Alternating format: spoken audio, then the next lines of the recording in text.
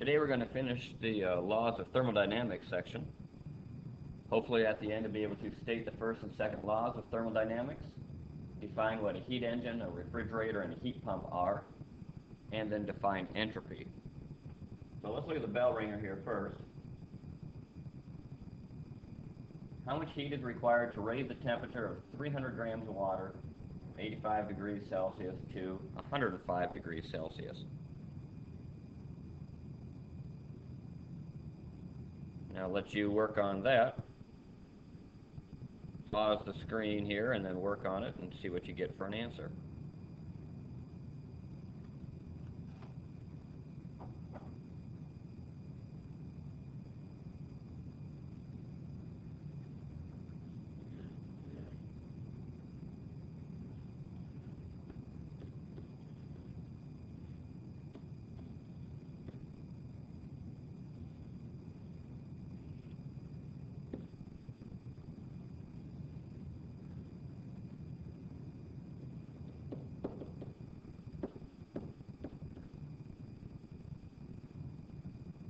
You'll notice what we have to do is raise it from 85 to 100 degrees and then find out the heat to go from 100 or from liquid at 100 to steam at 100 and then add the heat to raise it the last 5 degrees. So it's really a three-part problem.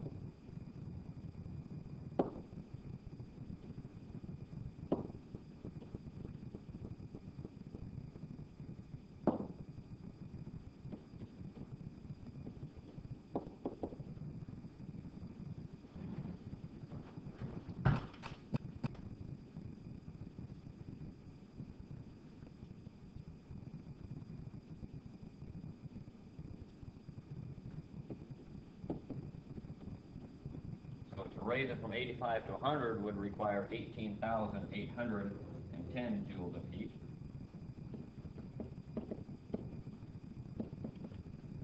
And then to boil the water, you would take the mass, 0.3, times the heat of vaporization of water,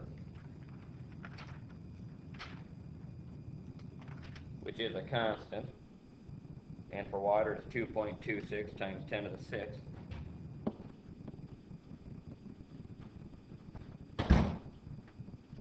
When you multiply those,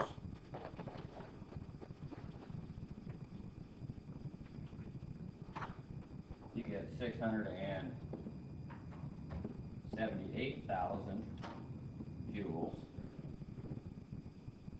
And that takes us to right here.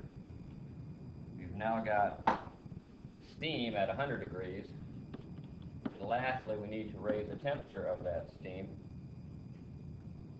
That is mc delta T again. So the mass is still 0.3. The specific heat of steam is 2020. And you're changing it 5 degrees.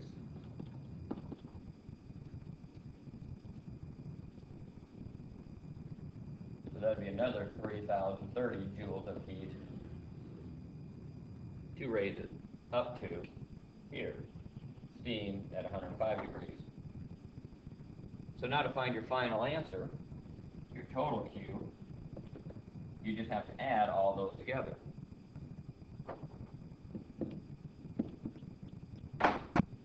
And when you do that,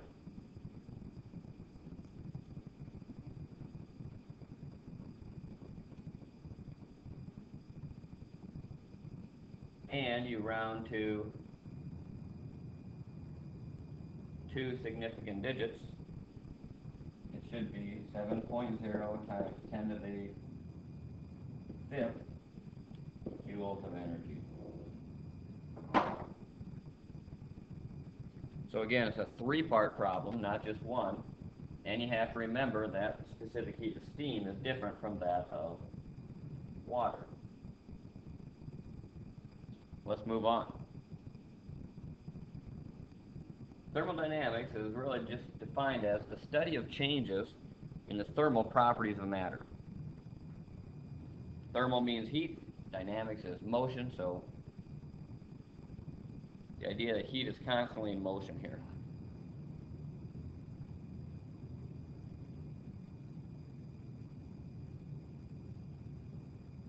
The first law of thermodynamics says the total increase in the thermal energy of a system is the sum of the work done on it and the heat added to it.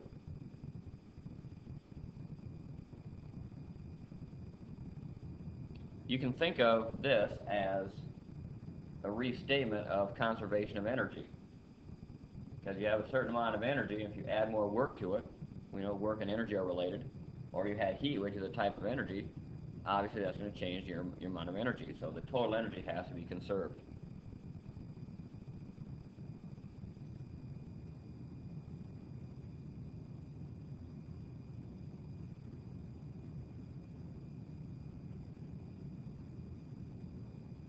For instance, if we try this problem, if 20 kilograms of water at 100 degrees Celsius cools to 20 degrees Celsius, how much work is available?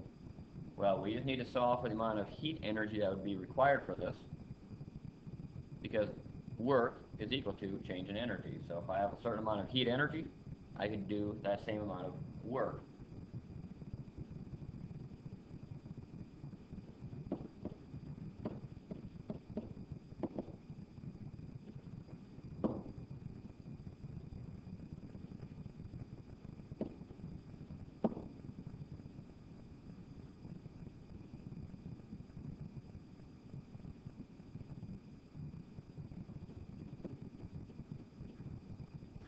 Multiplying my mass, 20, times my specific heat, 4180, times my change in temperature, which is negative 80, you get negative 6,688,000 joules.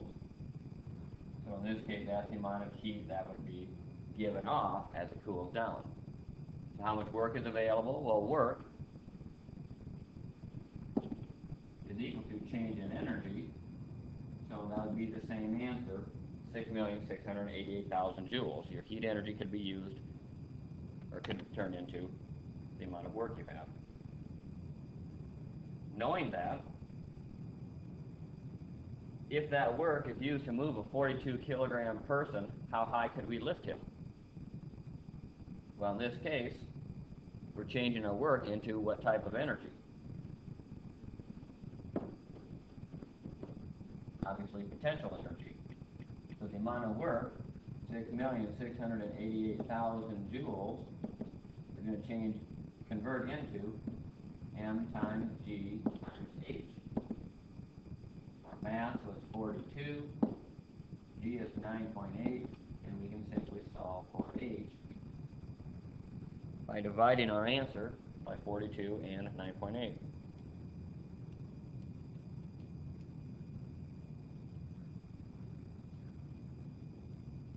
So you have enough energy to move that object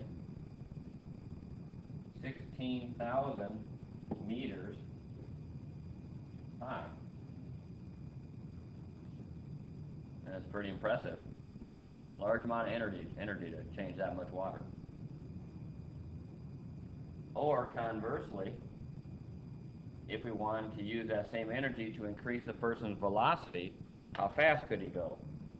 Well, again, the work is equal to change in energy. In this case, we're changing our kinetic energy, which if we're standing still, it's 0. So we're really solving for final kinetic energy.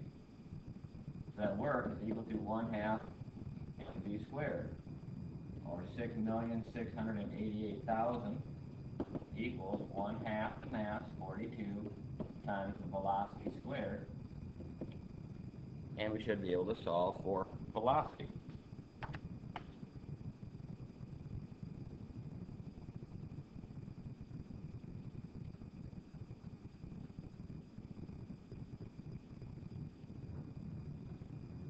And it turns out to be 560 meters per second.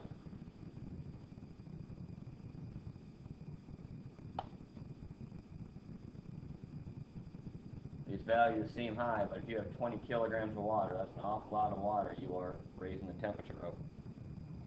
And with this high specific heat, it takes a lot of energy to do that. A heat engine is a device that's able to convert thermal energy to into mechanical energy, and just continues to do this over and over and over again.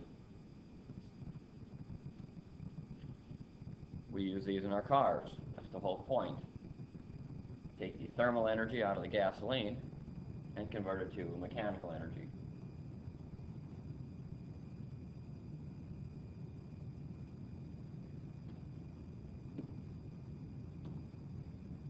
Here's a diagram of what's kind of happening in a 4-stroke cycle of an engine. The first one, the intake, you'll notice the piston goes down. That opens up this valve to pull in your fuel into your air. The second phase, the compression phase, this valve is closed as the piston goes up so it can compress the fuel-air mixture. And then when it's at the top, the spark plug right here gives a spark and ignites it. And this is also, after that, it's called your power stroke, because it's going to force the piston back down and cause movement. And then the last one is this valve opens up, and as the piston goes up again, it gives off your exhaust from the burnt fuel. And then when it pulls down, the piston goes down, you're back to the intake, sucks in more fuel, compresses it, ignites it, and then ends to exhaust. And this just repeats over and over again.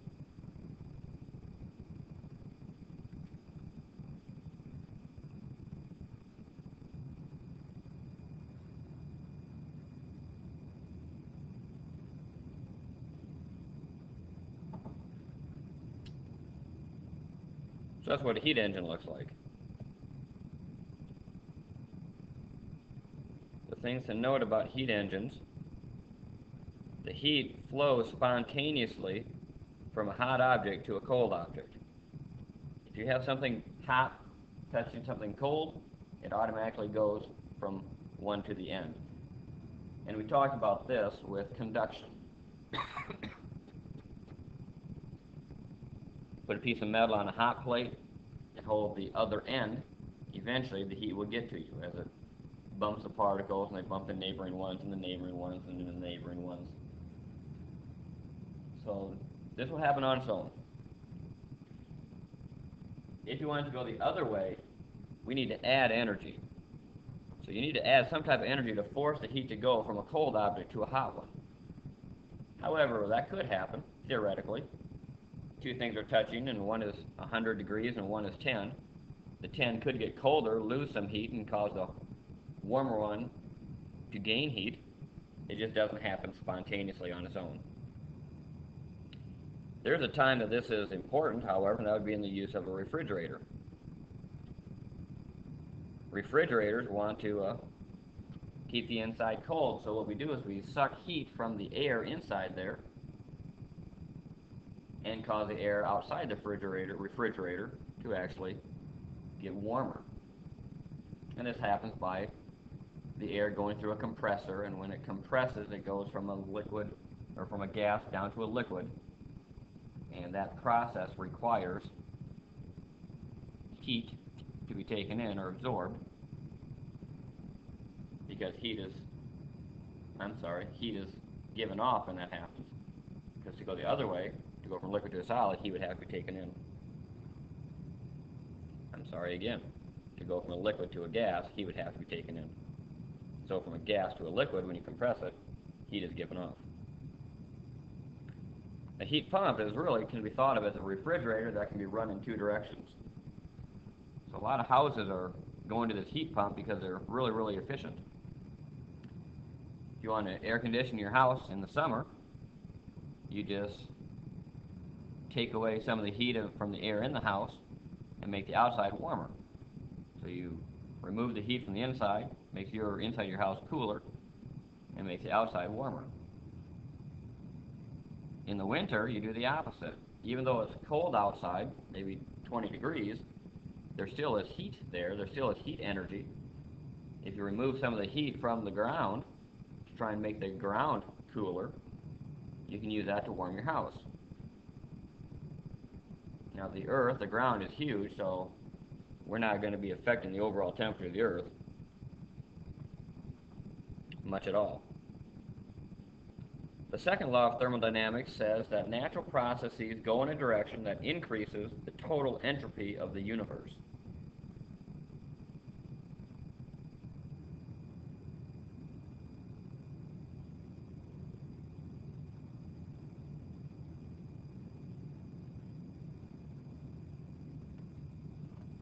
So that leads to the idea of what is entropy. Well, entropy is really just disorder in a system.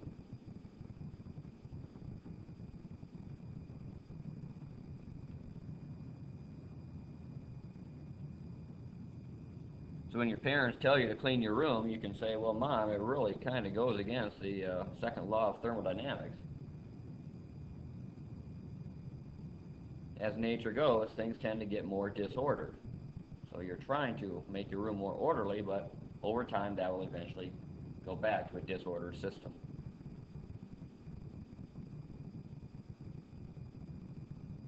Theoretically, if you shuffle a deck of cards, there's a probable chance, albeit very small, that they could all end up 1, 2, 3, 4, 5, 6, 7, 8, 9, 10. However, in all likelihood, they're going to become more and more disordered. That's what the second law of thermodynamics kind of says.